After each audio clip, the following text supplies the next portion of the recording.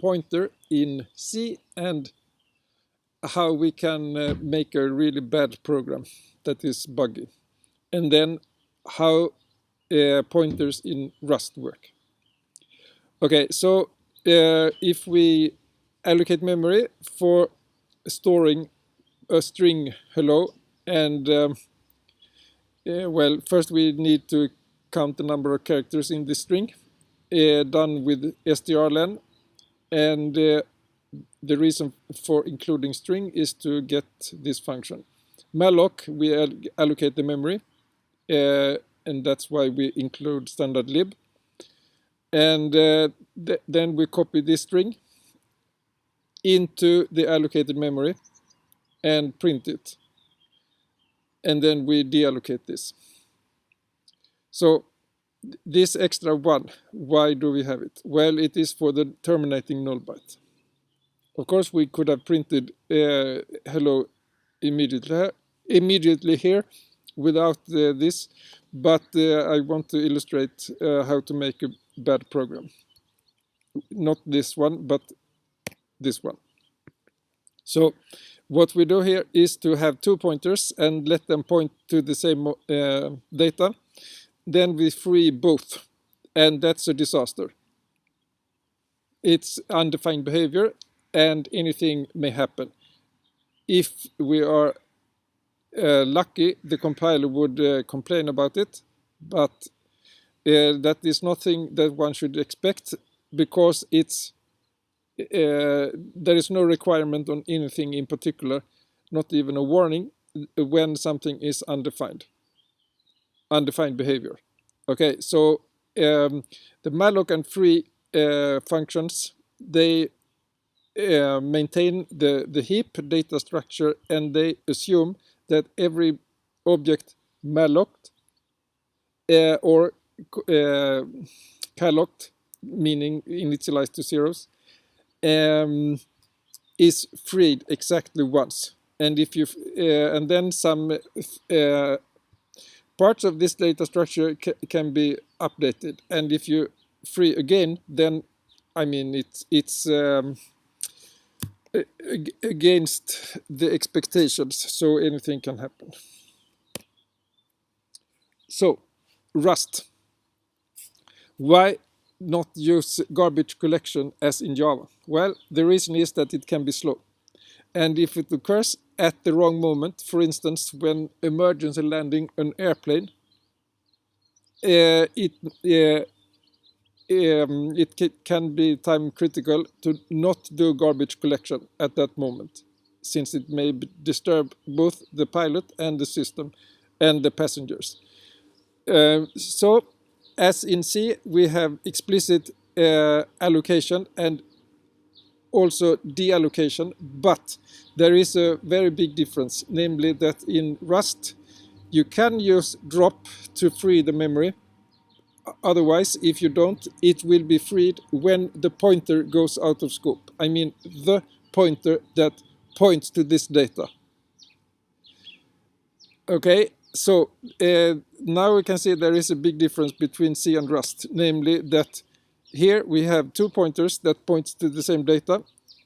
That is fine, but only one can actually use this data. Okay, so Rust has very strict rules that are checked at compile time about how pointers can be used, or actually how, well, it's the pointers, but it really is about the objects pointed to by the pointers.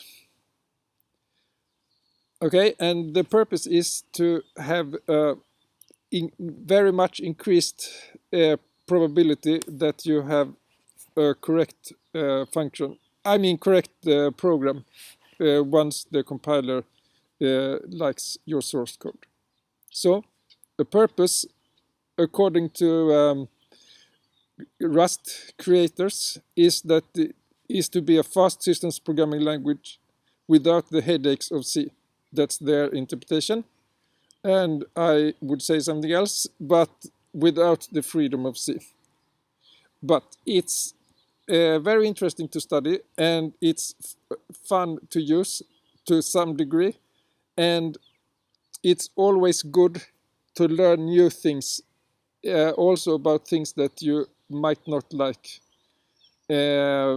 because you will judge for yourself if you think the additional rules are worthwhile and how they affect performance of a parallel program as well.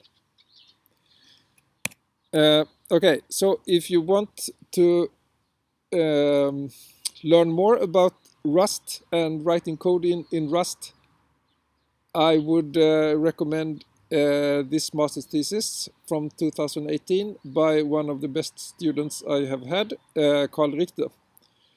And you can pause and read this and download his thesis.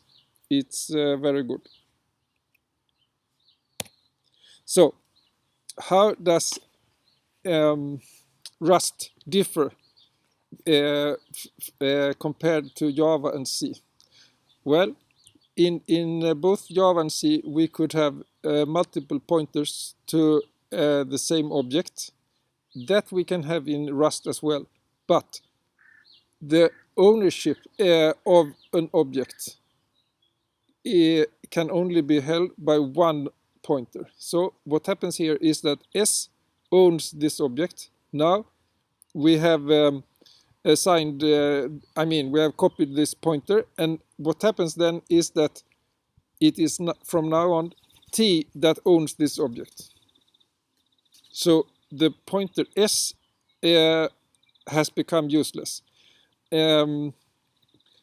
Okay, so the ownership has moved from S to T, or the object has moved from S to T, depending on how, it's the same thing, but how we want to express it.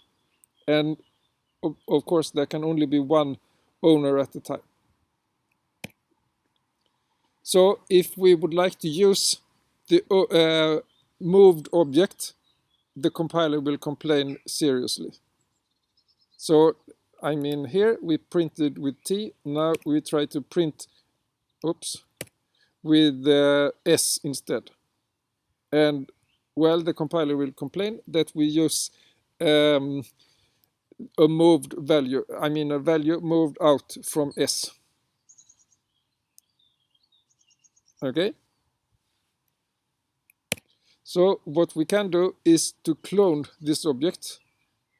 Now we get a complaint about an unused variable, but that's should not be in the source code when we are done, but it's just for illustration that we can do this.